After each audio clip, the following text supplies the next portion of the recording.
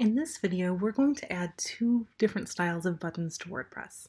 First, we're going to add a button through Gutenberg. Now, this is that optional page editor that's going to become the norm in later versions of WordPress. Here, I simply selected a button from the pre-built blocks. In the bottom box, we need to add the link to our login page. And in the top box, we type the actual text for the button. What's really great is that we can see this preview right on the page. We can also choose from a few pre-selected background colors, as well as text colors underneath. Now you can see that we get a little bit of a warning when the text color and the background color don't have great contrast, such as the white text here on a gray background. But that warning goes away when you choose something that's high contrast. You can also click on the rainbow button to select a custom color. I'm going to go ahead and get rid of the second block here by just clicking Remove Block in the menu, and we'll create a new button using just HTML. This time we add a block called Custom HTML, and this will let us write code straight on the page. We can see a small preview of it as well. Now, importantly, unless you've set up your theme this way, Gutenberg and your own CSS do not talk to each other.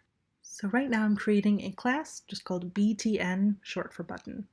Now, since I'm coding this myself, I need to add my link directly in that href property. And in between the link, I'll put the text that I want to be visible on my button. So here, my link looks pretty boring. In that preview, I just see a plain old regular link, nothing with button formatting. But we'll go ahead and preview that on the page. Great, so on my page, I can see my Gutenberg button on top and my plain old boring link underneath, which will turn into a button once we add some CSS. I'm going to use my browser's document inspector to check out the CSS here and learn how to apply my own styles. So I can see that the selector for this is WP block button, 2 underscores, and then the word link. So if I click the little plus on the right-hand side of my inspector, I can open up this class here, make sure I have my dot in front, and start typing any properties that I want, such as a background. I want mine to be a little bit flashy since we're using this for a call to action, so I'm doing a special effect with a linear gradient. Whenever I'm testing things out, I usually use really ugly colors, such as red turning into blue, just so I can type it quickly and then go in and fine-tune with the colors that I actually want. What I love about using Chrome's document inspector is that I can just click on those color boxes and get a live preview as I'm clicking on things. So I've got my background. I might want a few other styles, such as making my font bold, or maybe changing the border radius instead of completely round to just a little bit round. But oh no, that one didn't apply.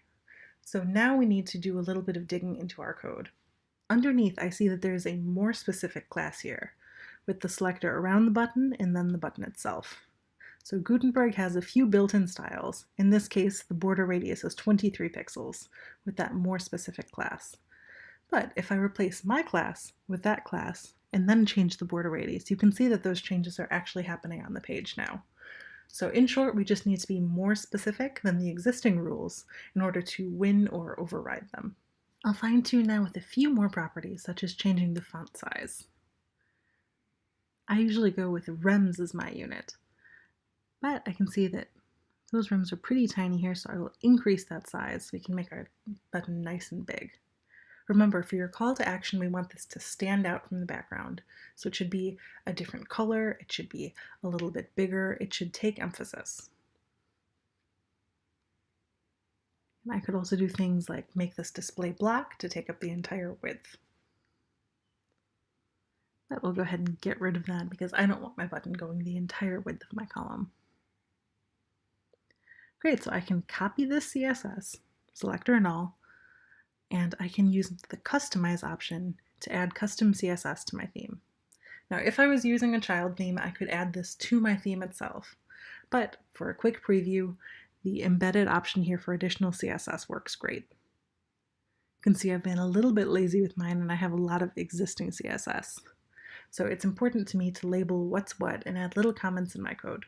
Next, I'm going to style my plain old boring link that I added using custom HTML. So I already have my document inspector open, but I will inspect just this link. And in my code, I can see that class that I added, BTN. So I'll click my plus sign on the side here and start typing the things that I want on my new button, such as text decoration none, which would get rid of a normal border on a link, and border 0, just because this theme uses a border instead of an underline. From here, I can start applying a few different effects. On buttons, obviously, I like to add padding so that we actually have a bit of space around the text, and change my background color to something else. Go for something similar-ish here. So I have a similar border radius, background color, I'm using white text here and a bold font. If you're using white text in a thin font, it can be a little bit hard to read your text, especially on really garish bright colors.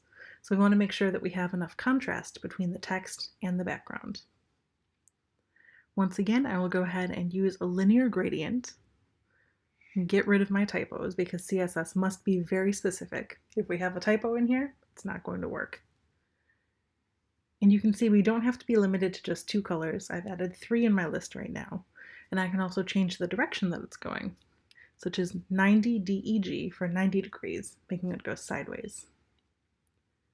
So let's change up the colors here, go for something a little bit different. Once again, I'm just using my inspector here to change the colors.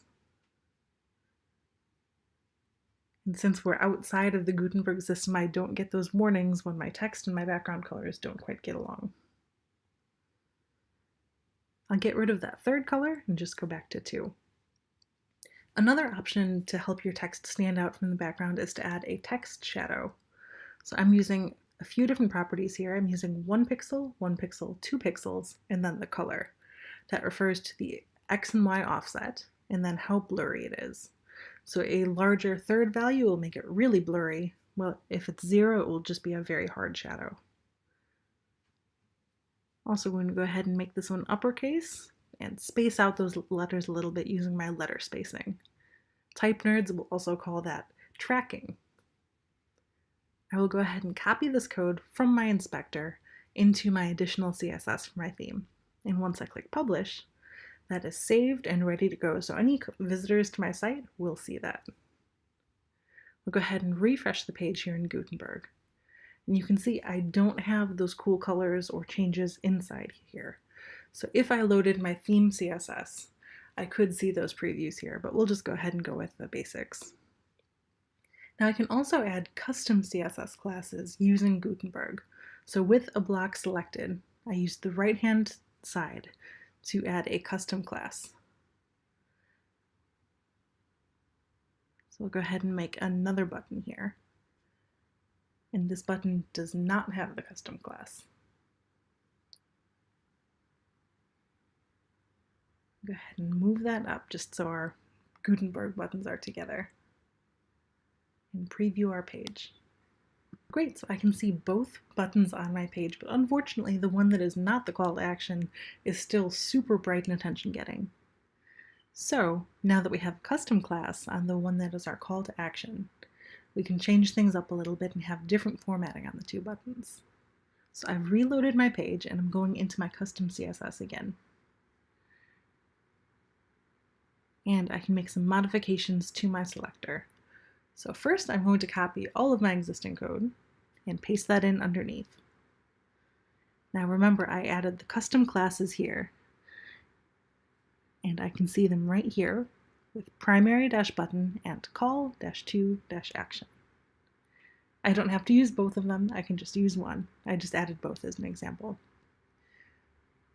So here, since that is on the outer selector, not the link itself, but the div around it, I've updated my selector. And that way my regular button doesn't have the cool fancy effects. But by getting rid of the duplicate properties for my call to action, once I change the font or font size, for instance, in one place, it will affect both buttons. So think of additional classes as ways to modify your existing button. So those are the basics on adding some style to our call to action buttons. Remember that we want something that stands out from your theme, so if everything is the same color, we want something that looks a little bit different. We also want this to be large enough to grab attention and still easy to read, with text that prompts the user to take an action, move forward, sign up, and do something on your site.